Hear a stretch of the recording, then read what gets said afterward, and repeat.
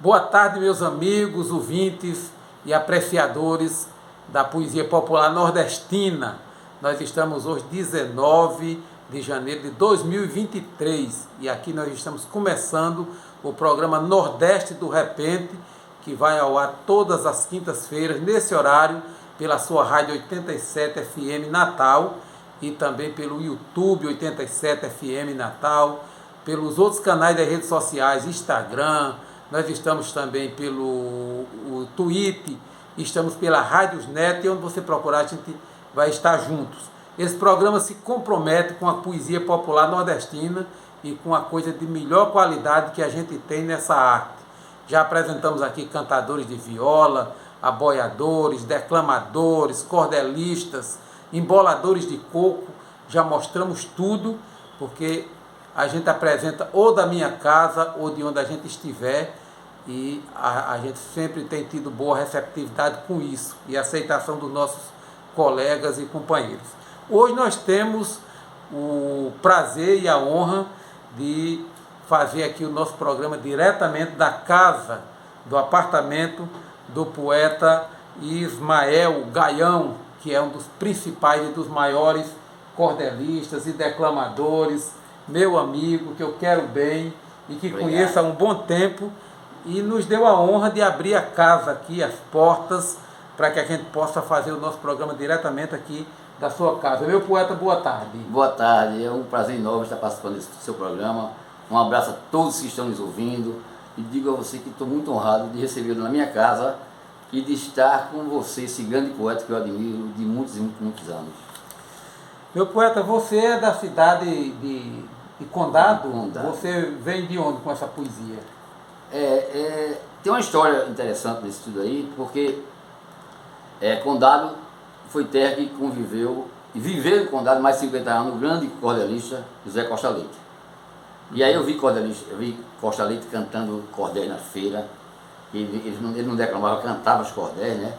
E também vem uma colaboração muito grande do meu pai. Meu pai sempre leu cordel na infância. Meu pai tinha o costume de ler cordéis e de comprar cordéis para ler para as pessoas do sítio, vizinho deles que não sabiam ler.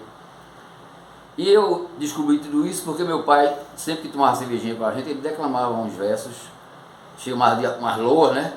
Ele sempre tomava lapadinha de cana, uma cerveja, um copo de cerveja, ele dizia umas loas, e depois eu descobri que essas loas eram versos do repente ou versos do cordel. E aí eu comecei a admirar o cordel e senti vontade de escrever também.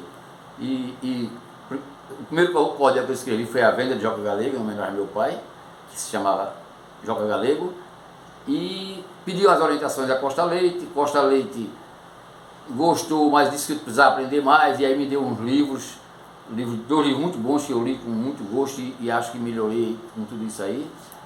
E aí, foi o começo de tudo, poeta. De virar cordelista, e eu até estava falando com você nos bastidores antes de começar aqui, né? E eu não esperava chegar a ser um cordelista. Eu sempre fã dos repentistas, dos cordelistas. Tive a honra de ter você e Edmilson Ferreira na minha casa, na casa dos meus pais, com outros amigos repentistas. E de repente eu estou também aí no meio da cultura popular escrevendo, né? E feliz demais com isso. Eu acho que você está dando uma grande contribuição para essa cultura pela qualidade do seu trabalho. E como é que você diz? Eu sou de onde? De Condado. Como é a apresentação da sua terra? Eu nasci na cidade de Condado. Sou matuto, pois sou da Mata Norte. Declamar poesia é meu esporte, e a caneta é inchada em meu roçado.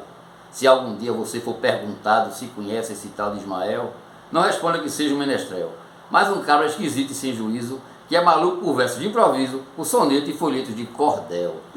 Coisa boa, rapaz. Boa apresentação. Obrigado. A gente já mostrou de tudo aqui nesse programa, e você vai nos dar uma satisfação muito grande ao nosso público pela qualidade do seu trabalho, que eu já falei. Mas me fale um pouco da cidade de Condado. Você foi político lá? Você teve uma militância? Como é que foi isso? Eu sempre gostei muito de política, né? E fui vereador por 2 mandatos. Uma das coisas que eu não posso dizer que foi bom, foi ruim para mim. Foi muito bom, eu fui ser vereador, foi muito bom. Mas foi melhor eu sair da política. Porque quando eu saí da política foi que eu me identifiquei como poeta e passei a trabalhar esse lado dessa veia poética, e eu acho que foi muito bom também, foi bem melhor do que ser político, sabe, poeta? Ser político é meio complicado. E aí eu voltei para o Recife e encontrei meus amigos e encontrei Zé Honório, por exemplo, que foi um camarada que eu conheci em Goiânia, trabalhando no Banco do Nordeste, e Zé Honório me convidou, porque conhecia alguns cordéis meus, me convidou para entrar na Unicordel, na União dos Cordéis de Pernambuco. E aí eu comecei a declamar com os colegas, só para mostrar algumas poesias que eu tinha, e de repente eles me convidaram para fazer parte do grupo de declamadores da Unicordel, e aí a gente seguiu carreira com isso, sabe? E Condado tem uma coisa muito boa, poeta, que Condado é uma terra rica de cultura, uma cultura diversificada, diferente de muitas regiões.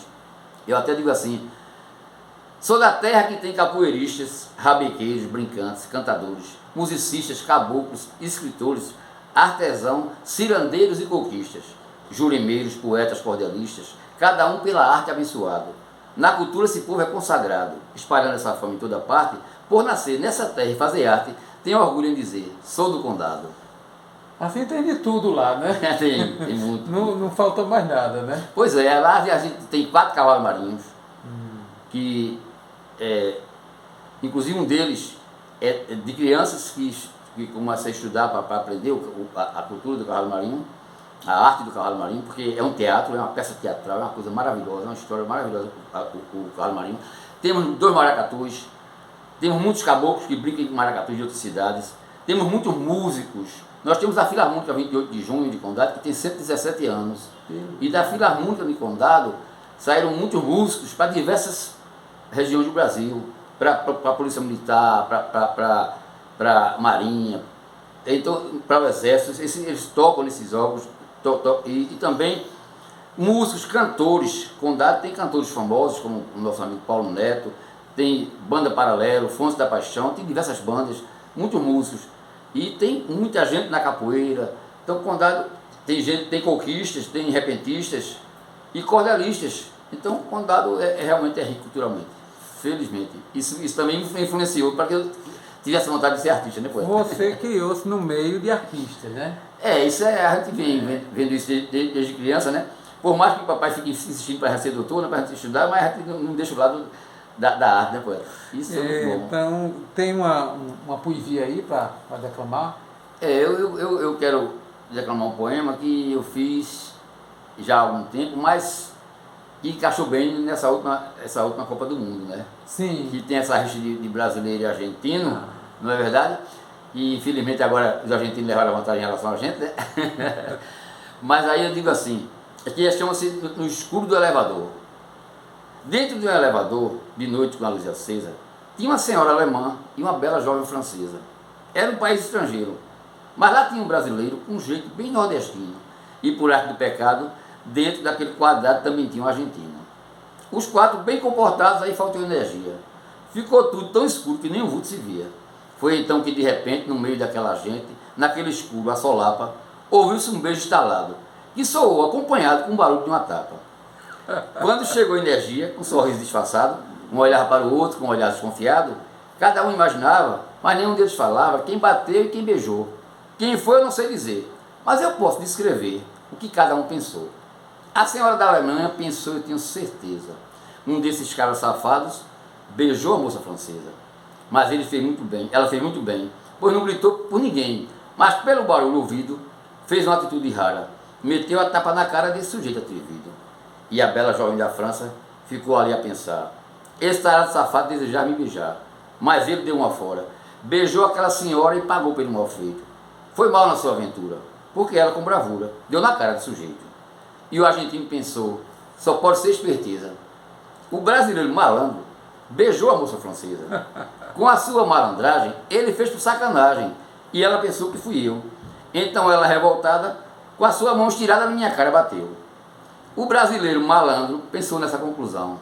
Para gozar com o argentino, dei um beijo em minha mão, e antes que a luz acendesse, sem que ninguém percebesse, usei meu jeito malino. Abri a palma da mão e lasquei um bufetão bem na cara do argentino. É um trocadilho danado, né? Interessante, Você né? brincou com as palavras aí, com as histórias. Parabéns, viu? Obrigado, poeta. Não tem o dom que você tem do improviso, mas de vez em quando a gente escreve algumas coisas Não, engraçadas, né? eu sou um dos poucos que todo mundo tem vaidade, né? E tem a questão da competição também, né? Exato, é. Mas eu tenho conversado e assumido que a poesia escrita ela tem uma capacidade maior. Nem tudo que a gente canta de improviso sai com toda a qualidade. Acontece. Né? O que a gente canta de improviso eu já acho eu acho até meio que maluquice. A gente inventar de cantar de improviso. Todo poeta é doido, né? É meio maluco, né? Então, o que um trabalho desse aí é impossível que a gente improvisando faça. Né? É impossível. No improviso realmente fica Não. difícil, né? Fazer toda uma, como é que chama, um entrançado desse que você fez aí, né? Um tecido desse, com essa questão, de improviso a gente não pode fazer. A gente pode improvisar de outras maneiras. Então, esse tipo de texto aí, não há possibilidade de se fazer improvisando. E desculpe se algum cantador achar que faz, eu garanto a ele que ele não faz. De jeito nenhum. Mas a genialidade de vocês é uma coisa fora do comum. Vocês improvisarem é uma coisa perfeita. Eu não tenho coragem jamais nem de entrar nem sequer numa mesa de glosa. Porque você não quis. Não é nada. Faço verso de improviso não, poeta. Então vamos mandar aqui um abraço para nossos amigos que estão conosco sempre. Pedro Ernesto, lá em Juazeiro do Norte, nosso amigo Rainer Feitosa, em Francisco de Dantas, no Rio Grande do Norte, Jeová Leitão, em Olinda, Urbano, em Serra Negra do Norte, Ademar Rafael João Pessoa, nosso poeta. Ademar Rafael é poeta bom. Paulo Gondim, lá em Rio de Janeiro, nossa amiga Edna Costa, em Recife, Jatobá, aqui na cidade lá em João Pessoa, e Negro de Manduri, em Surubim. É um companheiro nosso, muito bom amigo mesmo dos poetas. Sim, poeta, aí seu trabalho também ele é destinado a um nível mais cultural, você pensa mais nas escolas, sua poesia vai também para esse espaço, né? Eu sempre escrevi pensando na sala de aula, sabe que o meu sonho era ser escritor, né? E aí, eu não me considero um escritor, me considero um cordelista. Mas tinha muita vontade que alguma coisa que eu escrevi chegasse na sala de aula. Então, por isso que os poemas que eu faço não tem a baixaria, não tem humor sarcástico, porque eu tenho a felicidade de participar de eventos em salas de aula, em Pernambuco todo, até para São Paulo eu já fui para declamar poesia, com duas professoras que me convidaram para declamar, porque elas fazem um trabalho lá que chama-se Socorro, Meu Filho Não Estuda, e elas conheceram o meu poema no tempo da minha infância e me convidaram para declamar lá com elas. Usam o meu poema no trabalho delas e queriam que eu declamasse para usar com minha voz. Então, se eu não trabalho com a seriedade, com respeito na poesia, não chega a sala de aula, não poeta. Você falou aí que... Mas esse poema que você declamou aí do escuro do elevador, sim. Ele tem muito humor, não é? Tem um humor muito interessante. Então, por isso que eu lhe parabenizo. E vamos mandar aqui mais um abraço ao nosso amigo Francisco Almeida, lá em Teresina. É seu amigo também, né? A gente está sempre conversando no WhatsApp. É um companheiro lá de Teresina. Um abraço para ele. Um abraço ao professor Zé Rego, lá em Natal. Raimundo Bernardino, em São Paulo. Professora Lina, em Custódia. Chico de Antônio de Zé Novo, lá em São Domingos do Cariri. Nosso amigo Hélio Vieira, lá na cidade de Brasília. Um abraço para ele. Doutor Ulisses, doutora Selma e Antônio Carlos, em Arapiraca. Cristóvão Chaves, em Fortaleza. Zé Farias e Nélia, em João Pessoa. E Armando Medeiros, em Princesa Isabel. Conhece Armando? Grande poeta. Poeta e amigo, gente fina, né? Grande muito poeta Armando. E aí, mais poesia? Vamos fazer mais uma? Bora. Eu fiz um poema de desabafo certa vez, porque eu encontrei duas mulheres na escola de minha menina aqui no Recife. Minha filha era pequenininha, tinha 7 anos de idade, E eu escutei uma conversa das mulheres muito chata, muito triste, sabe? Realmente de se lamentar. Falando mal das crianças que viviam na rua, maltratando. E, ó, chegou um absurdo de uma delas dizer assim: se eu fosse um governante, eu mandava matar tudinho, porque isso não tem futuro. Ixi, Maria. Então, quando eu escutei isso me magoou, eu fiquei muito chateado, mas eu não ia me meter na conversa das mulheres. Aí eu vim para casa, jantei, me tranquei no quarto e disse: vou dar uma resposta para elas. Eu me imaginei um menino de rua que estava no sinal de trânsito, chegava essa madame no carrão e eu me aproximava para pedir uma esmola. E ela levantava o vidro. Então a criança olha para ela e diz: eu vi sua indiferença quando você me olhou, mas por favor pare um pouco e pense no que eu sou. Se eu sou pequeno assim, é que a vida não deu a mim o direito de crescer. Eu vivo ao Deus nos acuda e preciso de uma ajuda para poder sobreviver. Seu filho nasceu feliz, pois para dormir teve berço. Eu também seria assim se ao menos tivesse um terço. Porém o que me sobrou foi a rua onde estou e não as bancas da escola. Sem estudo e sem comer, ao invés de aprender a ler, aprendi a cheirar cola. Não me trate por bandido, porque bandido eu não sou. Se eu aprendi a pedir, a vida é que me obrigou. Se eu pudesse escolher, juro que eu queria ser um menino educado, filho de gente grana fina, com casa boa e piscina, com saúde e alimentado. Você passa no seu carro da vida toda contente, me olha de cara feia como se não fosse gente. Mas saiba que, como os seus, também sou filho de Deus. Apenas não tive a sorte de ser filho da senhora. Por isso eu lhe peço agora, não deseje a minha morte. Se não quer me fazer bem, o mal também não me faça, porque eu não sou culpado de viver nessa desgraça. Passando necessidade, vejo que a sociedade, esta sim é a culpada, porque na sua ganância, só quer tudo em abundância, deixando o pobre sem nada. Eu não sei o que é carinho, porque mamãe não me deu, pois em toda a sua vida, sofreu tanto quanto eu, vivendo para trabalhar, apenas para sustentar os seus filhinhos com vida, vive na infelicidade, e ainda na flor da idade já é uma velha sofrida. Eu sei que na sua casa tem uma linda cadela, eu já seria feliz se vivesse igual a ela, pois ela tem boa vida, carinho, banho, comida, cada qual no seu horário, e também quando adoece, eu sei que logo aparece um médico veterinário. Skate, patins, videogame, seu filho tem desde cedo. Eu em toda a minha vida nunca ganhei um brinquedo. Sou pequena e magricela, sem ter nenhuma chinela para proteger meus pés, vejo o seu filho lindo, ganhando e sempre pedindo que já tem mais de 10. Sem poder me alimentar, mamãe me mandou para o mundo, mesmo guardando em seu peito um sofrimento profundo. Eu hoje vivo a pedir, sem ter para onde ir, pois meu teto é sol e lua, num mundo sem esperança. Sem direito a ser criança, eu sou menino de rua. Poema bonito, né, poeta? Obrigado. Poeta. Sua poesia ela é muito social também, né? Pois é, algumas coisas a gente tenta fazer uma contestação pela sociedade, né? Esse poema, poeta, é de 1993. Ele tem 30, vai completar 30 anos. 30 anos, não é isso? É isso, né? 30 anos. 30 anos. Pois é. 30 anos e o menino de rua continua na rua. Lamentavelmente, né?